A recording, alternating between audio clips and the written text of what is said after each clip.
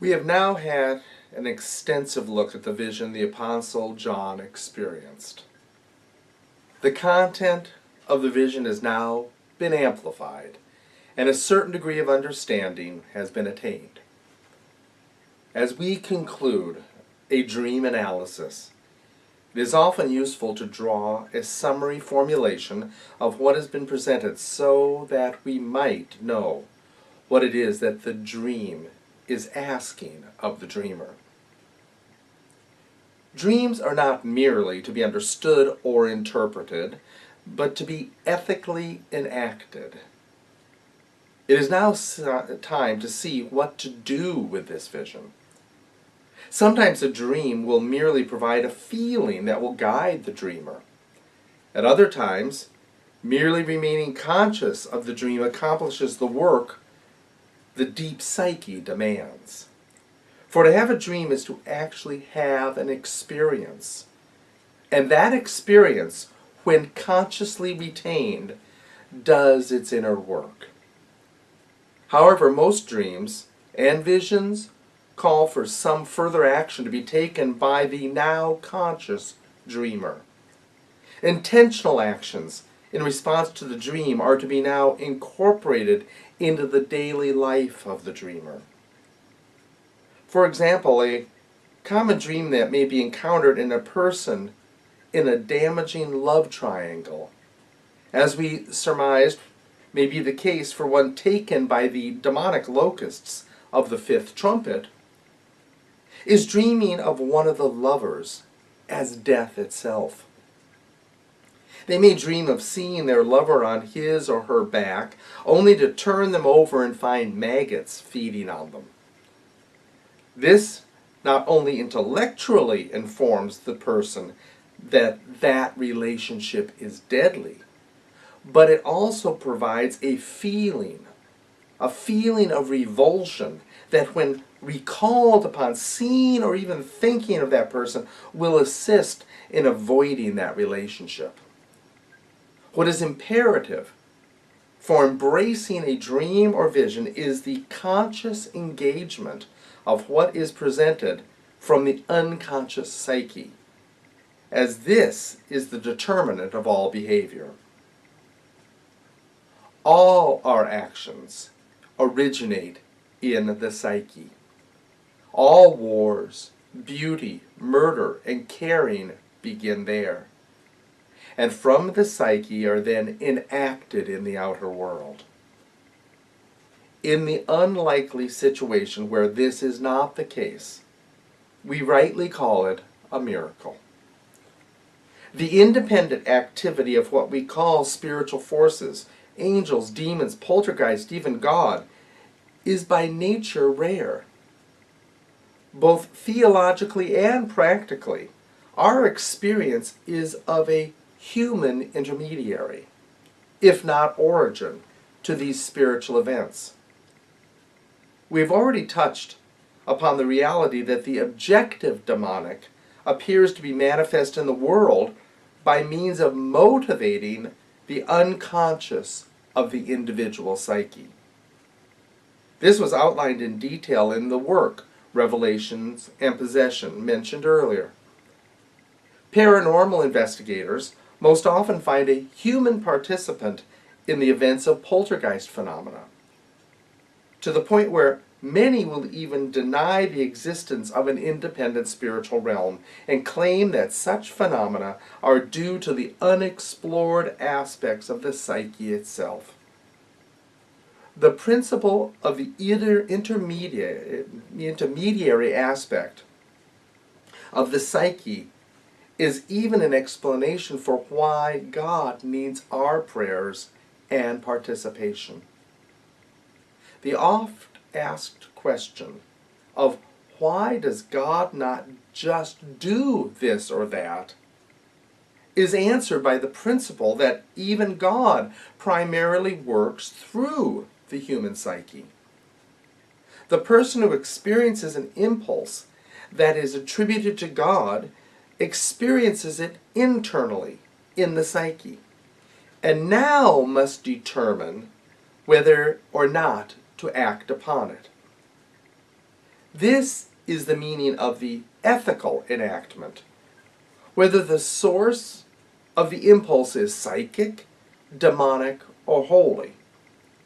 Because of this, we focus first on the interactions of the ego and the deep psyche, and only then on the subsequent manifestations of this interaction in the outer world. Another important psychological principle is that whatever is not engaged consciously by the ego will be enacted unconsciously, and often with detrimental effects. All that is encountered in John's vision will be confronted by each of us, and the effect will be determined by whether we engage the impulses, attitudes, and energies consciously, thus coming to a productive end, or by avoiding and denying them, and so paying a destructive price. There is no avoiding life, any more than there is avoiding death. Both happen, whether we are paying attention or not. For an optimistic outcome, life must be engaged with awareness. The process we have encountered in John's vision is an initiation into a totally new and transformed life. It is one that is ubiquitous, and due to this, the choices made by each individual affects the whole world. Ideally, if the process is engaged consciously by every person, then the world could come into that wonderfully transformed existence. However, the vision does not afford us this depth of hope. Rather, it indicates that many people will avoid this work, avoid the healthy commitment to what has been presented, and so the world appears condemned to a destructive and disastrous future, one it has experienced and has been experienced throughout human history. We now have an indication of what this positive process is to be. It is initiated by God and called forth by means of God bringing to life what had been the potential image of God within us. The image of God within, the true deep self, has always been felt pulling at the psyche of each person, whether it manifests in devotion to a god, a political movement, or philosophy. It is what we have called the religious function. However, the image of God has seemed distant and unobtainable, one that only appeared to be a potential ideal, but a practical impossibility. Each person experiences the futility of knowing that they can never be that perfect, and despair sets in. This despair has led to the many distractions and denials of life by the ego. Distractions such as addictions, pursuits of pleasures, and even ephemeral ideals, all means of avoiding inner reality. It is at this point that the grace of God enters the picture. The meaning of believing in Jesus has carried two meanings. One is understood through a better translation of that statement. Often the term that is translated "believe in Jesus" finds the Greek original in the genitive tense. A better translation of the genitive or possessive tense is the belief of Jesus. To have such a belief means to accept what Jesus has held as truth to be reality, and then to follow it. The other sense of this belief is that receiving the mark of the angel, we have received the energy, that other term for grace, that energy of the Holy Spirit. That is understood to imply that the once potential image of God is now enlivened by the energy of its originator. The image of God is now beckoning the ego to give up its identity as the center of the person and rightly relate with it, the image of God, the true center of the person. To come into a right orientation to the deep, true self, and by so doing, come into contact in a correct relationship with God. The manner in which the inner image of God beckons is along the lines set forth in John's vision. What has been seen here is the path to follow, and the correct manner in which to walk it. One can skip the outlined steps, but to do so is to court disaster, misadventures, such as the spiritual crises, or possession by powers more potent than the ego. This, when you skip the steps, may easily result.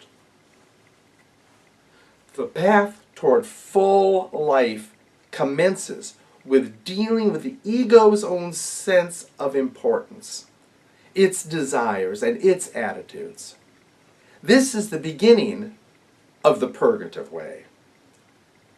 When reviewing the seven seals, we observed how similar this process was to the early development of the ego within a child. However, the present process is more accurately viewed as a recapitulation of that early course of development, but now with a mature ego.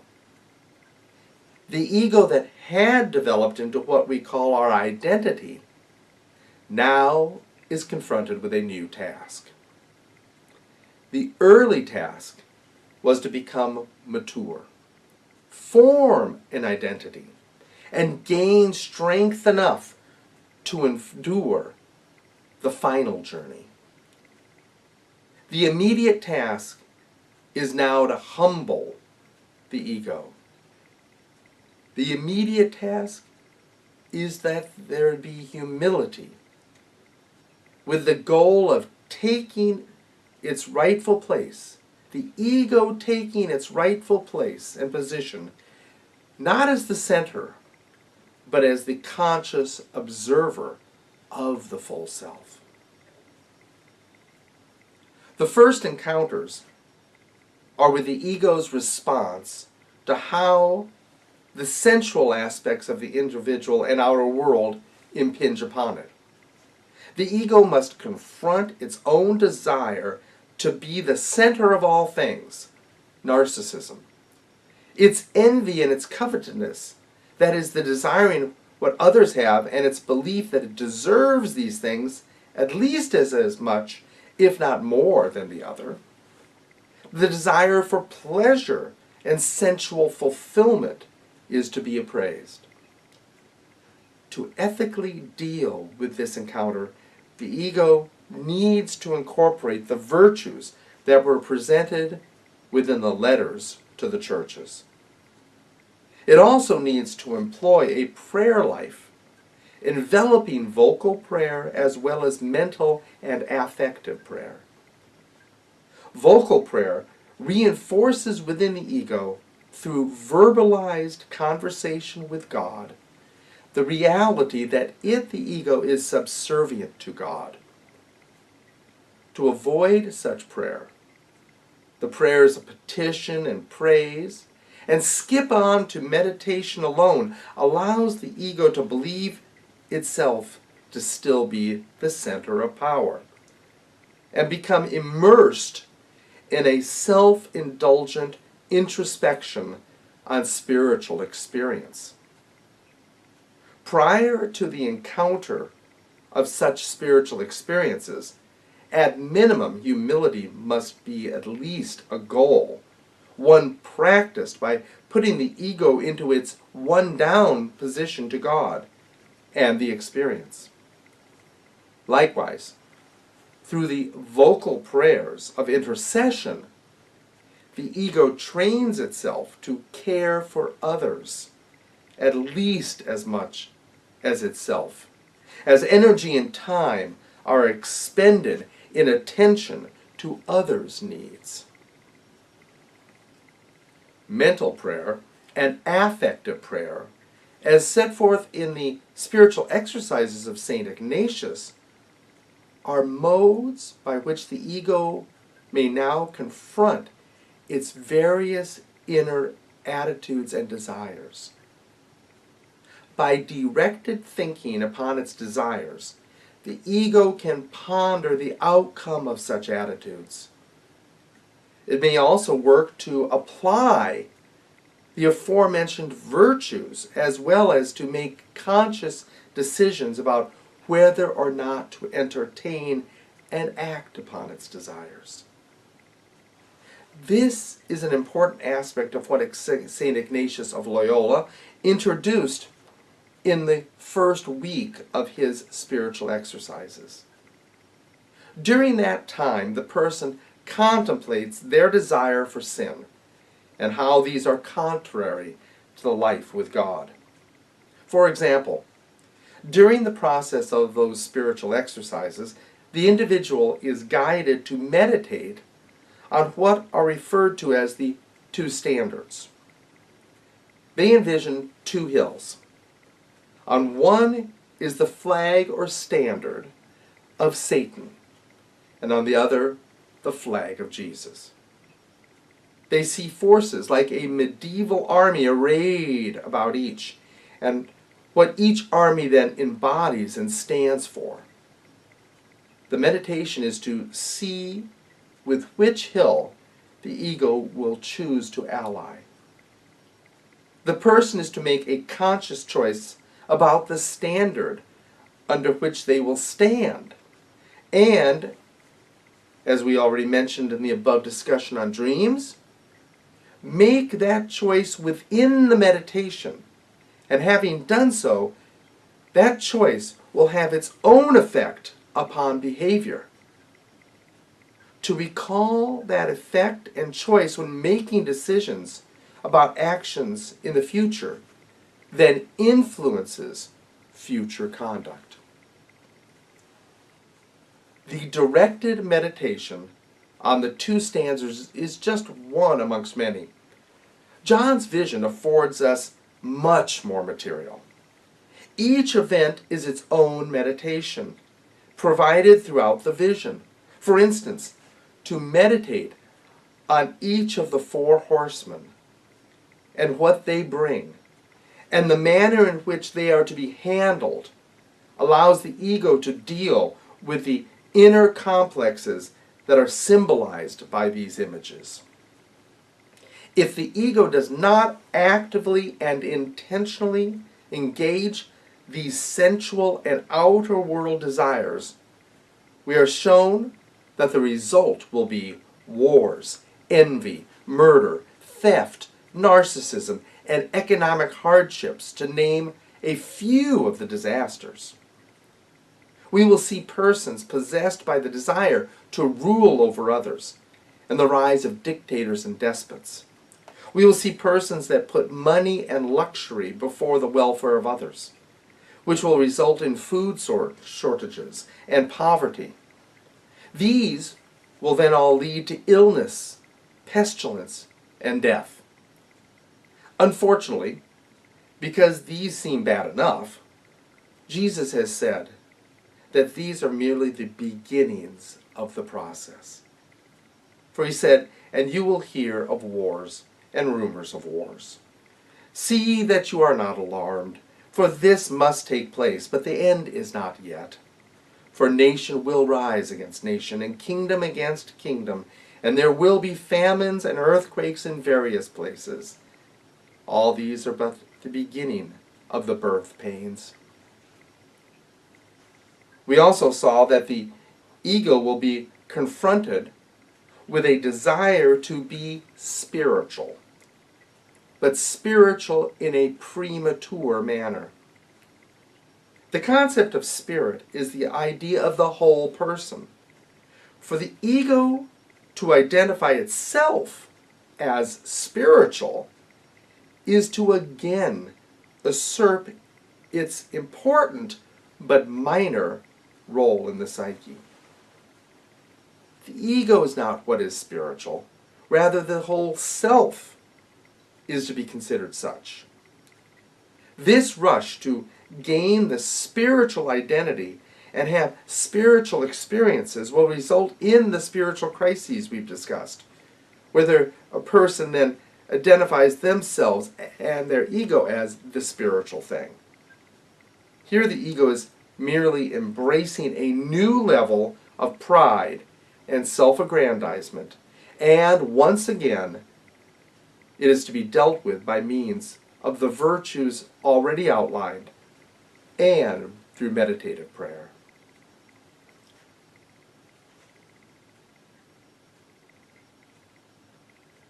A potent aspect of this stage in the process is the confrontation within the psyche of the deep desire to love and be loved. If rightly confronted, this desire will be used in the pursuit of the mystical marriage with God. If not, it will be mistaken as the possessive desire and love for another human being. A great many of our divorces, affairs, sexual addictions, and the like can find their origin in just this unconscious but misplaced desire. The first set of unnumbered visions illustrated a reorientation in the ego's attitude.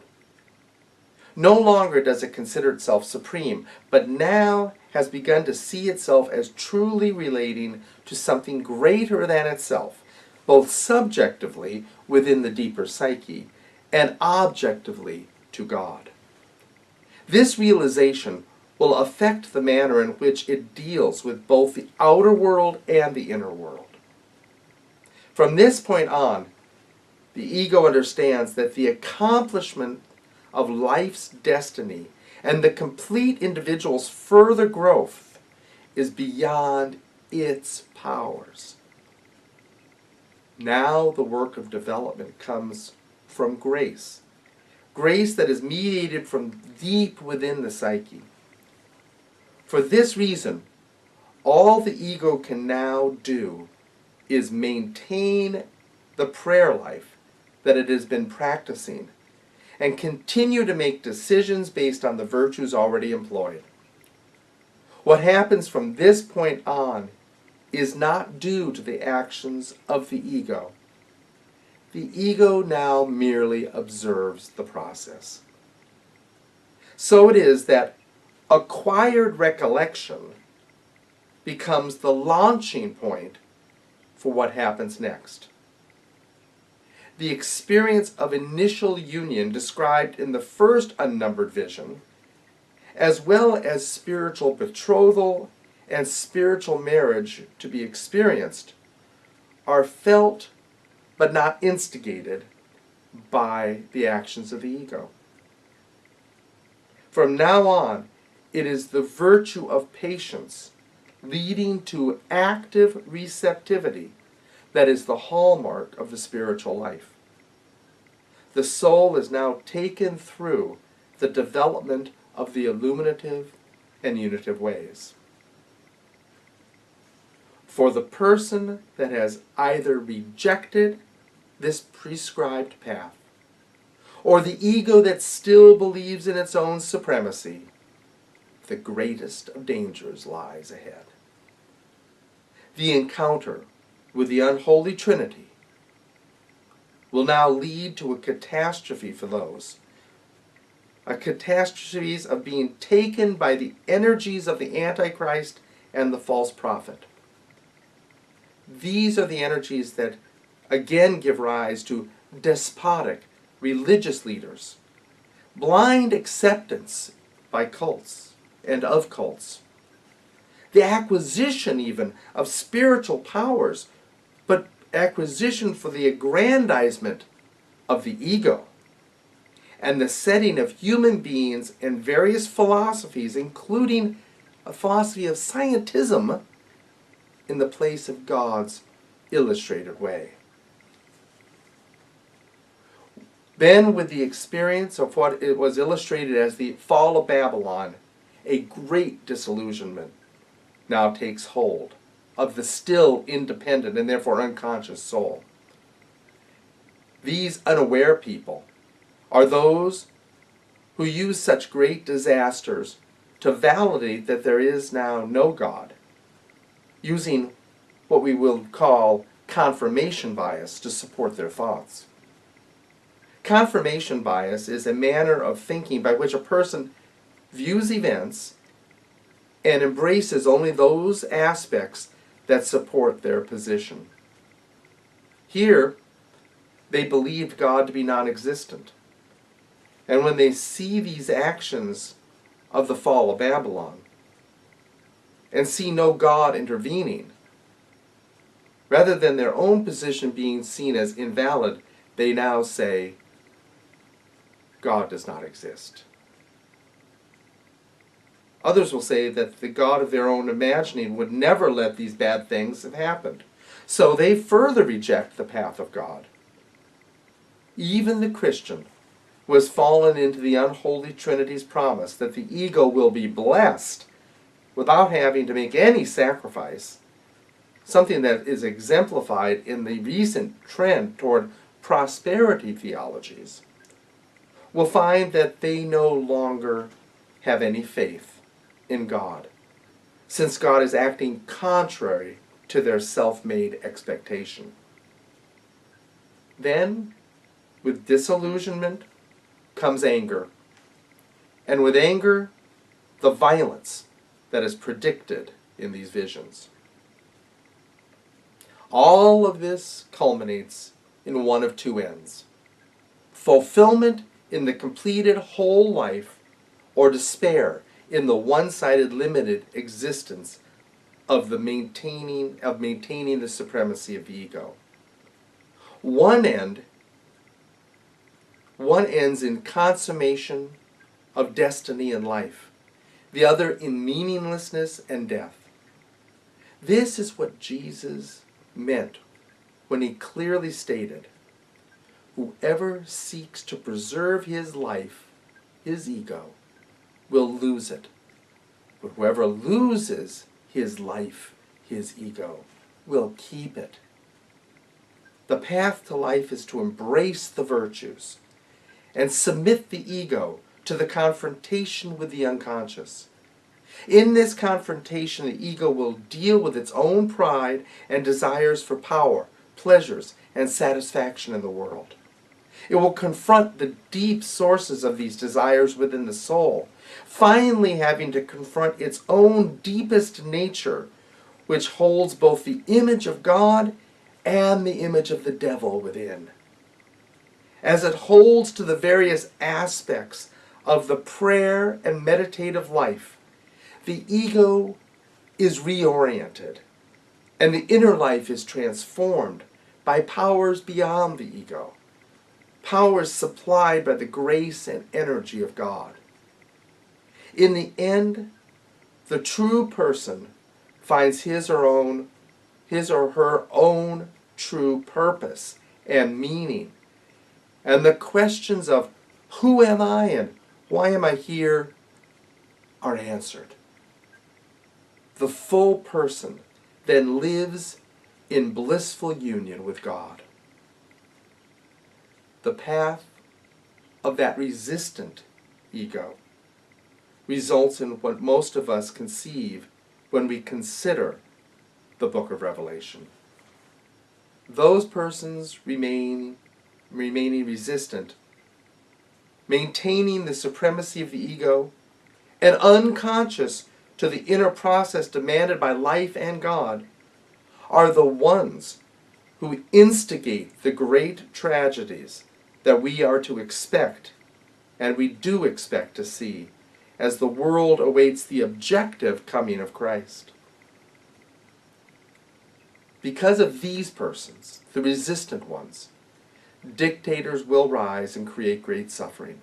Wars of untold horror will confront the world.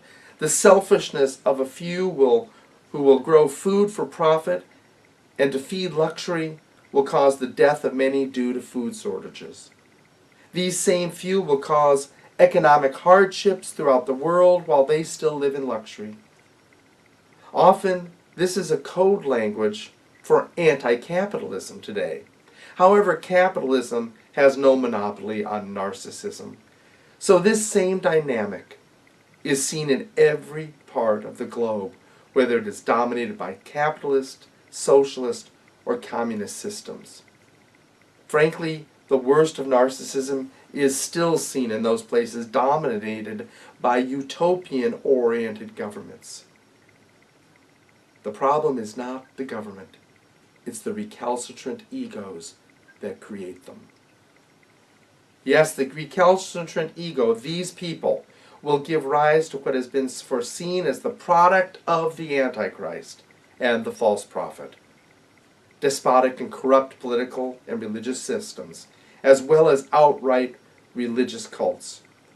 Since all of this is based on the pride of the ego, it is founded on the sand of a very shaky foundation. In an earlier metaphor, it is the attempting to establish the reality of the cosmos on the centrality of the earth. Obviously, this is doomed to failure. And when that undeniable failure arises, the subsequent despair and depression which will then result in an attack upon those who have always held that the foundation to reality is much deeper.